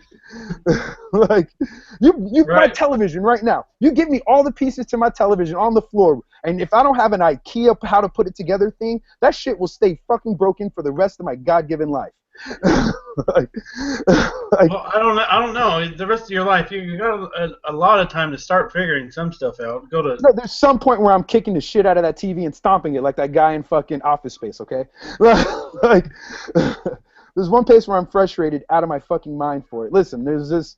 We have weird ideals. We have weird things in this country. We promote the wrong things. We don't promote individuality. We don't promote creativity. Right. Like, look at schools. Look at this, how we manipulate children. Like, when we give them music classes in school, think about when you went to music in school. What instruments did they give you? Accordion, flute, clarinet. They never show you instruments that kids like. They never show you guitars, drums. They never show you anything that would encourage a kid to get into music. They never let you do art that you like. They always show you artists like Picasso, Van Gogh and stuff. They never show kids comic book artists, things that they would appreciate. The art that they showed you was like, what the hell, did somebody sneeze on that thing? Yeah, and then kids grow up thinking, I don't want to be an artist, that's stupid. Look at those. They never show you Pixar artists, Disney artists, Star Wars artists, the guys that created. See, that dope shit. Dope. My fiance did that at like the paint night a couple of weeks ago. I don't know. Supposed to be hold that up and then speak into the mic so we can see it. Yeah. Let's see that again. I didn't get to see it long enough, dude. Well, I don't know. She went out on the girls' night and did. Supposed to be a flower. That's dope, dude. Tell her I like the color scheme and the blending. Yeah. Nice. She brought it home and I was like, she saw the flower. I said it looked like a butthole. Hey, it's art. It's interpretive. No chill. Yeah, maybe she's just out doing her thing. Whatever they do at like BJ's or whatever, girls go out and they have like a couple of beers and they have a paint night and they make shit. I don't know. Yeah, they have groupons for that. Right in the middle of the table, huh? But I'm just saying, as we're creating these zombies. Yeah, you pay like $30. They give you the canvas and all the paint and the shit, and the little art instructor says, "Oh yeah, today we're gonna build a flower and blah blah blah."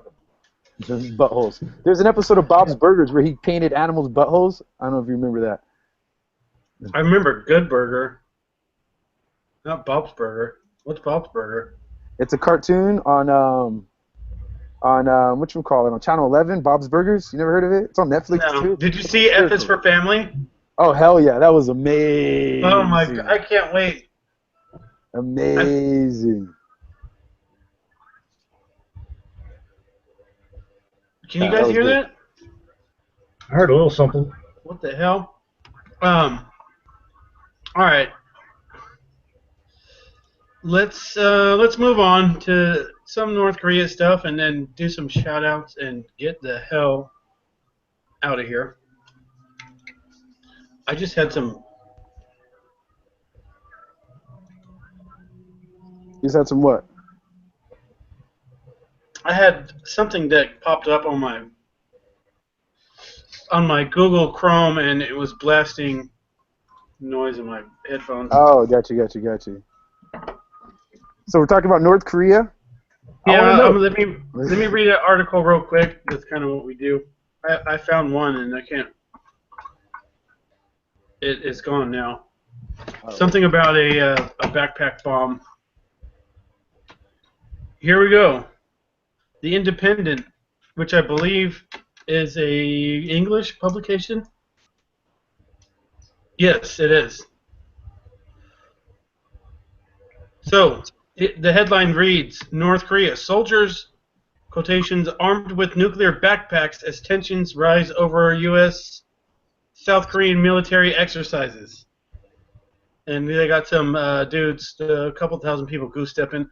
Elite North Korea soldiers are being armed with nuclear backpacks.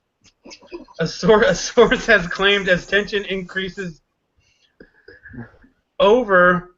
Damn it, I scrolled the wrong way. Over the authoritarian state's attempts at military escalation. An anonymous source told Radio Free Asia. Special units have been formed since March to carry the weapons and had been taking part in simulated training exercises with dummy bombs. Outstanding soldiers were selected from each reconnaissance platoon and light infantry brigade to form the nuclear backpack unit the size of a battalion. The source from North Hamgyong province was quoted saying that supposed weapons were said to weigh between 10 and 30 kilograms and to be able to spray radioactive material, possibly uranium on the enemy. I don't think I need to read any more. It was impossible to verify the account given to Radio Free Asia, which is funded by the U.S. government. North Korea propaganda shows soldiers wearing rucksacks bearing a yellow and black radiation symbol during a parade celebrating the 70th anniversary of the National Workers' Party in October, with similar backpacks in 2013. So, before anyone else has been able to do so, North Korea has created a backpack nuclear bomb, and they are labeling it with a fucking radioactive symbol. That is awesome. This is why North Korea has a segment every time, because they do awesome stuff like this. I mean, can we give them credit for having the best propaganda out there? Like, you know what I mean? Like, their propaganda is, I mean, they bring in, like, you know, the dude that wrote Lord of the Rings, like Tolkien comes in to write their fucking propaganda. Their shit is on a whole nother level. I don't know. I'd go the other way, like Sharknado. Like, okay. It's so bad it's good. Okay. Another epic movie, so I'm down with Sharknado. Yeah. My 11-year-old wants to watch Sharknado, and she keeps bugging me about it, but I haven't watched it, so I don't know, and the reviews are like, no, it's not for people that age. How old? 11. Oh, yeah, I think she can watch that. Listen, yeah. I'm going to tell you, as far as movies go, kids are going to see it no matter what. The best thing is for them to be sitting right next to you when they're watching it. You know, I don't want to watch that. I have a movie queue. It's good. I like it. I like Sharknado. I've seen all of them. They're probably just gonna get lit and then watch it. They're funny because you recognize all the actors. You know what I mean? It's fun to see Ian Ziering and What Happened to Tara Reid, and you know, if you like Ann Coulter, she'll make an appearance, and if you watch the Stern Show, they make an appearance. You know. So another paragraph. North Korea has made old World War II photos. That woman has some ass. North Korea has made considerable progress on weapons technology this year, including testing a submarine-launched missile for the first time. Oh, they just got to submarine technology. Thank you very much. But it is unclear whether its nuclear material has been developed into a warhead able to be mounted on a missile. No, it's not. And I go back to say it, half their country, my favorite slogan, does not have running electricity. So, and I mean, it's one of the things that I'd hate to be wrong about, but... More than that, there's people starving in the streets. Dying in the streets, just sitting there. That guy needs to be taken out, and his country needs to be woken up. That guy is a murderous bastard. I still think that's the worst place to live on the planet. Like, that documentary proved it. Murderous bastard. Those people are stuck in 1950. Like, that country has, like, nothing. No music, no nothing. Like, music. You aren't allowed to create music there. That's fucked up. That is so fucked up. All those people having to fake cry in the streets, or they're going to be jailed. Did you ever see the Korean prison camp documentary on Vice? When they have slaves literally in Russia that don't know they're not in Korea. In China too. Yeah, you're absolutely right. China and Russia, and it's dark. The shit in that country is dark. And if he's really feeding motherfuckers the dogs. I always go back to saying, like, I try and make this funny segment, but it's really not funny. But it's comical. The shit that they do is comical, but it's not funny, you know? Yeah, you're absolutely right. We can find some funny humor in there, but you're absolutely right. It's funny, but their country is very, very sad.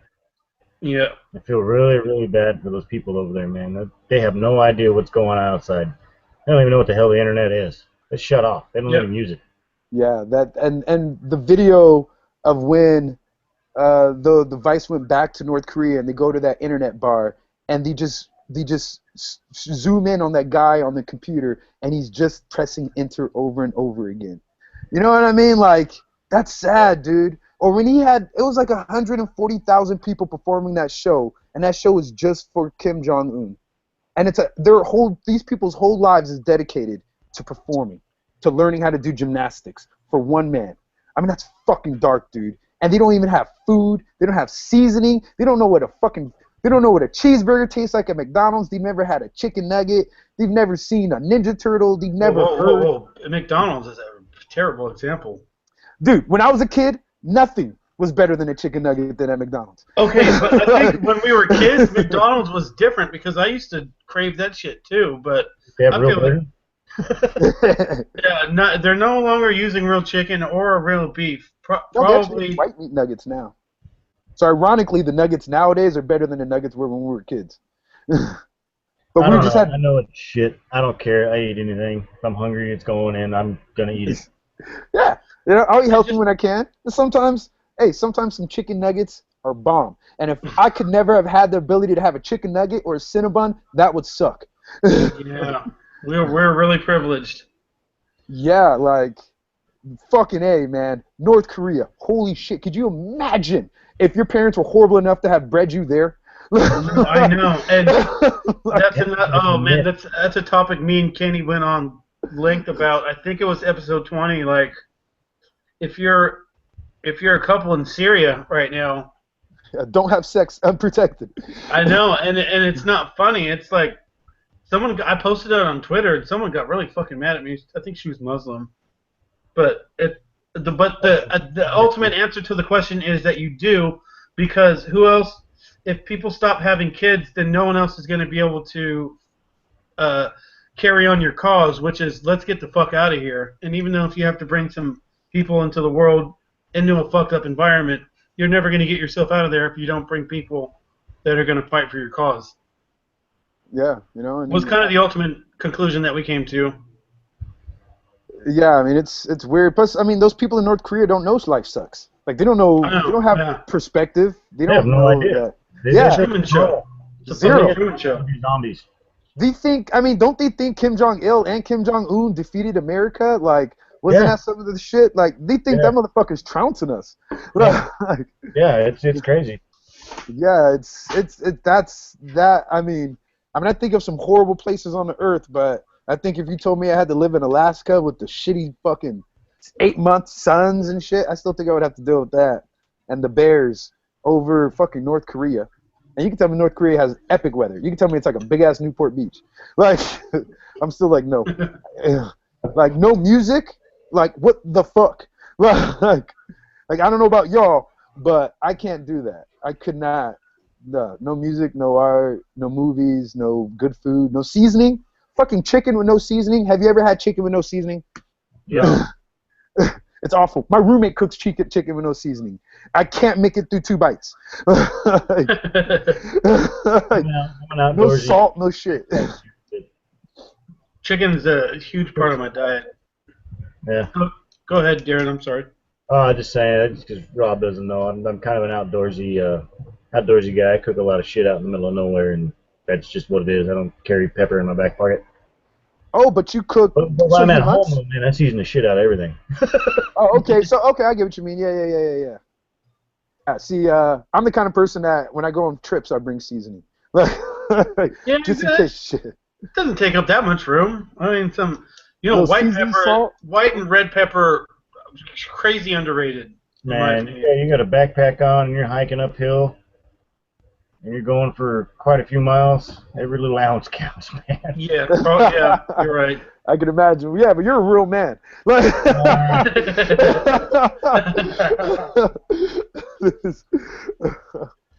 All right. Well, I think we're about to a closing point here, and this is the point of the show where we just get some shout outs and when we go about our merry way. First, I will give a shout out to Rob's mom for being a great parent and raising a terrific human being. So my shout out goes to Rob's mom. She kicks ass. Rob, it could be dead, alive, fiction, nonfiction, whoever you want, or you can just decline. Oh, what I can say? Yeah, to shout out to. What I about want to Gary? give a shout out to this, and Gary's included on this. The Dicks Out for Harambe campaign is the best fucking shit ever. This does not need to end. Let's buy shirts. Let's keep this going. Keep that hashtag going. That is the best shit ever. Dicks Out for Harambe. It's funny as fuck. If you haven't caught up with it, go catch up with the memes. I love it. I love it, love it, love it. That's the best way to turn a bad situation good. Some genius kid out there turned a sad, bad situation totally dope, and it's one of my favorite movements on the planet. Dicks Out for Harambe all day. If I ever got a hashtag tattoo, it's going to say Dicks Out for Harambe. Shout out to Harambe. Yeah. Word. Darren, you got someone you want to give a shout out to? I'm not big on individual shout outs. I'll just tell the country or whoever's listening, good night. Yeah. Say France. I tell one thing to somebody, oh, I'm going to mention me. Nah. All right. Cover my bases that way. Well, I'm not a fan of Trump, but he's a hell of a lot better than Hillary. Good night. And everybody else, step your game up. And this has been Mercury's Cast. And I think we did a great job tonight. Good job, guys. It was a pleasure, fellas. You guys